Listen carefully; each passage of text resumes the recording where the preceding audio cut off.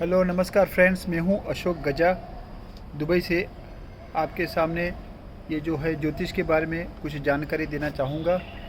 आज का जो विषय है वो कर्क राशि वाले जातकों का ये जो अप्रैल 2024 कैसा रहेगा इसके बारे में मैं जानकारी दूंगा। तो सबसे पहले हम ये जानेंगे कि कर्क राशि का जो स्वामी है वो चंद्रमा होता है, ये तो आपको शायद पता ही होगा।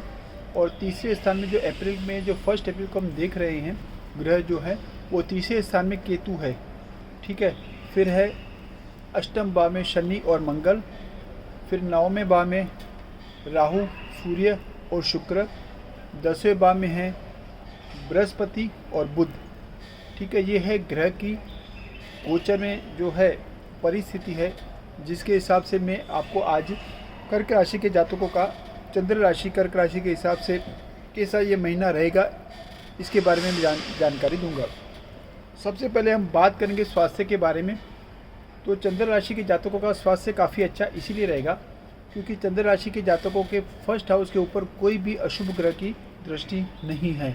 ये आप देख सकते हो कि कोई भी अशुभ ग्रह की जब दृष्टि नहीं होती है फर्स्ट हाउस के ऊपर तो उस जातक का स्वास्थ्य काफ़ी अच्छा रहता है, इसमें कोई भी संदेह नहीं है। फिर हम बात करेंगे दूसरे स्थान के बारे में।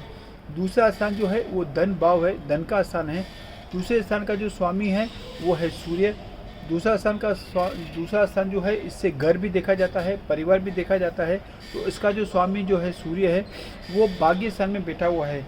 भाग्य स्थान जो है कुंडली के 12 स्थान में काफ़ी महत्वपूर्ण स्थान है क्योंकि बिना भाग्य का कुछ भी नहीं हो सकता। आप चाहे कितनी भी मेहनत कर लो, कुछ भी कर लो, जब तक भाग्य आपका साथ नहीं देगा तब तक आपका कोई भी कार्य सिद्ध नहीं हो सकता। ये एक हकीकत है, जैसा आप लोग भी जानते होंगे। तो कहने का मतलब ये है कि धन के स्थान काफ़ी अच्छी तरह से एक्टिव होने की वजह से, और आप देख सकते हो कि बृहस्पति 10वें स्थान में बैठ के अपनी पंचम दृष्टि से दूसरे भाव को भी देख रहा है। ये एक अच्छी साइन है, एक अच्छा ये जो है अच्छा साइन है ये हम कह सकते हैं, जिसकी वजह से आपका जो दूसरा भाव एक्टिव होने की वजह से धन के बारे में रिलेटेड में काफ़ी अच्छा आपको धन उपार्जन इस जो है बाद में हो सकता है अप्रैल के महीने में, ऐसा हम कह सकते हैं।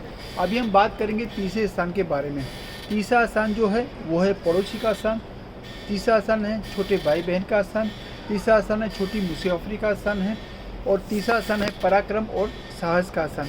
कर्क राशि के जातकों के लिए मैं ये कहूँगा कि आपको जो तीसरा स्थान में जो केतु विराजमान है, जैसा कि मैंने पहले कई बार कई वीडियो में बताया है कि केतु जहाँ पे बैठता है विराजमान होता है उस स्थान से आपको असंतोष रहता है, रहेगा, इसमें कोई भी संदेह नहीं है।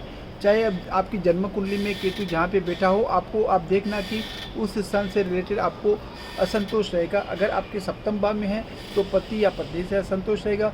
अगर आपके पहले भाव में है तो आपका जो है शरीर स्वास्थ्य ठीक नहीं रहेगा। दूसरे स्थान में है तो धन के मामले में आपको जो है प्रॉब्लम आ सकता है, मतलब असंतोष आप रहेंगे उस भाव में। और मैं तो ये कहूँगा अगर आपके 9वें भाव में केतु है तो आपको तो बिजनेस करना नहीं चाहिए क्योंकि अशुभ ग्रह अगर भाग्य स्थान में बैठते हैं तो वो शुभ फल प्राप्त नहीं करने देते। हाँ, आप प्रोप्राइटर बन सकते हैं। तो यहाँ तक अभी तीसरे भाव का सवाल है। तो तीसरा भाव जो है वो केतु की होने की वजह से आपको पड़ोसी के साथ ताल्लुकात बिगड़ सकते हैं। आपके छोटे भाई बहन है तो उसके साथ भी आपकी मिसअंडरस्टैंडिंग हो सकती है। या आप अभी जब तक केतु तीसरे स्थान में विराजमान है तो मैं तो ये कहूँगा कि आपको तब तक कुछ भी ऐसा रिस्क नहीं लेना चाहिए जहाँ तक बिजनेस का सामान है। ऐसा कुछ पराक्रम न करें या बहुत संभल के करें, सोच समझ के करें, जिसकी वजह से आपको किसी भी तरह का नुकसान न हो। ये आप थोड़ा ध्यान में रखेंगे तो आपकी हित के लिए काफ़ी अच्छा रहेगा।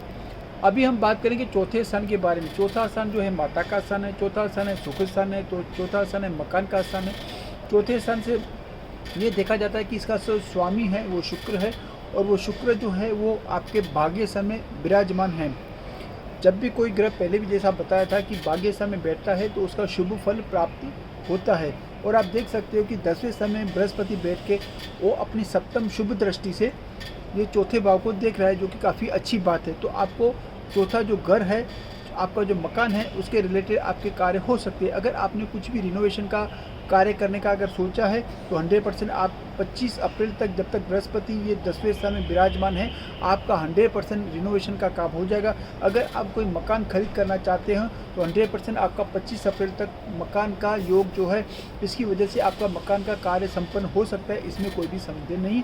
आपको काफ़ी अच्छी तरह से सुख प्राप्त हो सकता है, ऐसा मैं दायर के साथ कह सकता हूँ, क्योंकि गोचर के ग्रह जो है, इसका लॉजिक ये है, जो गोचर के ग्रह में जो है उसका जो शुभ ग्रह जो है, चौथे स्थान का शुभ ग्रह जो भाग्य स्थान में बैठा हुआ है और उस पर बृहस्पति की शुभ दृष्टि है, जिसकी वजह से आपका 100% मकान के बारे में काम हो सकता है। ऐसा मैं गोचर का ग्रह देखते हुए कह सकता हूँ। अभी हम बात करेंगे पंचम स्थान के बारे में। आपका पंचम स्थान जो स्वामी है वो है मंगल, और वो मंगल जो बैठा हुआ है आपके अष्टम भाव में। तो मंगल अष्टम भाव में बैठने के अष्टम स्थान, जैसा कि आप लोग जानते हैं 6, 8 और 12 ये कुंडली के 3 ऐसे स्थान हैं जो कि अशुभ स्थान हैं, जो कि अच्छे स्थान नहीं माने जाते। अगर कोई भी स्थान का मालिक अगर 6, 8 या 12 में बैठता है तो 100% उसका रिजल्ट अच्छा नहीं देता है। तो जहाँ तक जो पंचम स्थान का सवाल है, जो है शेयर बाजार का, लव रिलेशनशिप का स्थान है। पंचम स्थान जो है वो स्टडी का भी स्थान है, स्टूडेंट्स के लिए स्टडी का स्थान है, शेयर बाजार का स्थान है, और ये पिछले जन्म के कर्म का स्थान और संतान का भी स्थान है। तो ये सारे जो पोर्टफोलियो मैंने आपको बताया, इसके रिलेटेड कर्क राशि वाले जातकों के अशुभ फल मिले, ऐसा हो सकता है। मतलब जो स्टूडेंट्स हैं और जो एग्ज़ाम देना चाहते हैं, उसको इतना ज़्यादा उसको अटेंशन देना पड़ेगा, इतनी ज़्यादा मेहनत करनी पड़ेगी, क्योंकि उसको रिजल्ट उसके मतलब ओवर कॉन्फिडेंस में हो सकता है उनको अच्छा रिजल्ट न मिले, या फिर उनकी जो एक्सपेक्टेशन है उस एक्सपेक्टेशन के हिसाब से उनको रिजल्ट न मिलने की वजह से वो फेल हो सकते हैं, कम मार्क्स आ सकते हैं, रैंक कम आ सकता है, या कॉम्पिटिटिव एग्ज़ाम में वो पास नहीं भी हो सकते। वो मैं अभी से आपको चेतावनी देता हूँ, इसलिए कृपया करके इसको हल्के से न लें और आप इसमें ज़्यादा ध्यान दें ताकि आप इसमें सफल हो, ऐसी मेरी शुभकामना आपके साथ है। ठीक है, तो अब हम बात करेंगे इस तरह से 8वें स्थान के बारे में, जहाँ पे शनि और मंगल विराजमान हैं। पर्टिकुलरली मैं तो ये कहूँगा कि ये जो काफ़ी ज़्यादा उम्र वाले एज वाले, जैसे कि 70-80 की एज वाले उम्र है, उनको अपने स्वास्थ्य का इसीलिए ध्यान रखना पड़ेगा कि हो सकता है कि उनको कुछ भी मतलब लगने की संभावना है, तो उनको थोड़ा अष्टम भाव की वजह से आपको थोड़ा ध्यान रखना पड़ेगा। बाकी जो 9वां स्थान है काफ़ी अच्छा स्थान है, क्योंकि वहाँ पे शुक्र विराजमान है। शुक्र जब भाग्य स्थान में होता है तो आपका प्रदेश का विदेश का योग करवाता है।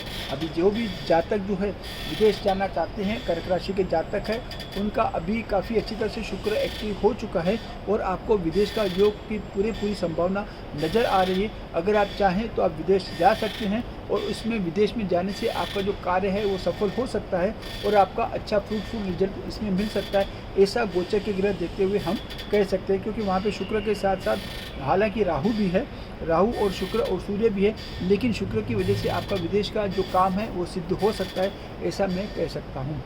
अभी हम बात करेंगे 10वें स्थान के बारे में। 10वां स्थान जो है वो पिता का स्थान है, 10वां स्थान जो है करियर का स्थान है, 10वां स्थान जो है बिजनेस का स्थान है। तो 10वां स्थान का जो स्वामी है आप देख सकते हो कि 10वां का स्वामी जो है मंगल है।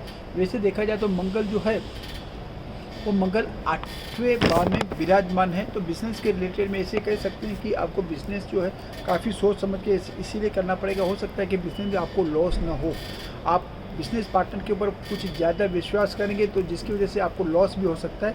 तो आपको थोड़ा बिज़नेस के सिलसिले में थोड़ा ज़्यादा ध्यान देना पड़ेगा ताकि आपका बिज़नेस अच्छी तरह से चले। लेकिन ऐसा मैं कहूँगा कि बृहस्पति यहाँ पे है जो कि काफ़ी अच्छा है, जो आपको थोड़ा कुछ हेल्प भी करेगा।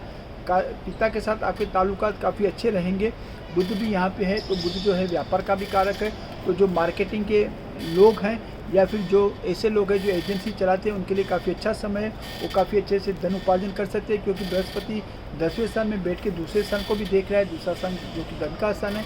तो ऐसा कह सकते हैं धन कि आपको बिजनेस वाले जो जातक हैं उनके लिए काफ़ी अच्छा समय है। और वैसे ही नौकरी का जो स्थान है, जो छठा स्थान है, छठा स्थान जो नौकरी, रोग और शत्रु का स्थान, उसका स्वामी बृहस्पति भी 10वें स्थान में विराजमान है, जो कि एक अच्छा साइन मैं मानूंगा कि काफ़ी अच्छा है। और वो अपनी 9वीं दृष्टि से, गुरु अपनी 9वीं शुभ दृष्टि से छठे स्थान को भी देख रहा है। तो बिजनेस से जैसे लाभ होगा वैसे नौकरी वाले जातकों को भी लाभ हो सकता है, क्योंकि अब तक अगर आपकी जो है आपके बॉस ने आपकी कुछ मतलब संतुष्ट नहीं थे तो वो संतुष्ट हो जाएंगे, आपको यश प्राप्ति होगी।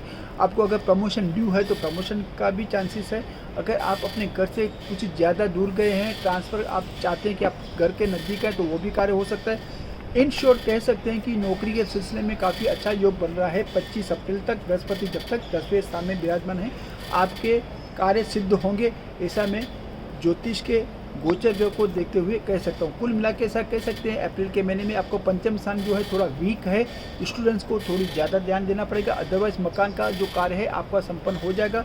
सप्तम स्थान का जो मालिक है वो अष्टम स्थान में होने की वजह से आपकी वाइफ के साथ कुछ मिसअंडरस्टैंडिंग हो सकती है, जिसका आपको थोड़ा सा कॉम्प्रोमाइज़ बेस पे चलेंगे तो आपका कार्य सिद्ध होगा। अदरवाइज बिजनेस का भी अच्छा योग है, नौकरी वाले जातक के लिए काफ़ी अच्छा योग है, ऐसा कह सकते हैं। आज के लिए इतना काफ़ी है, धन्यवाद।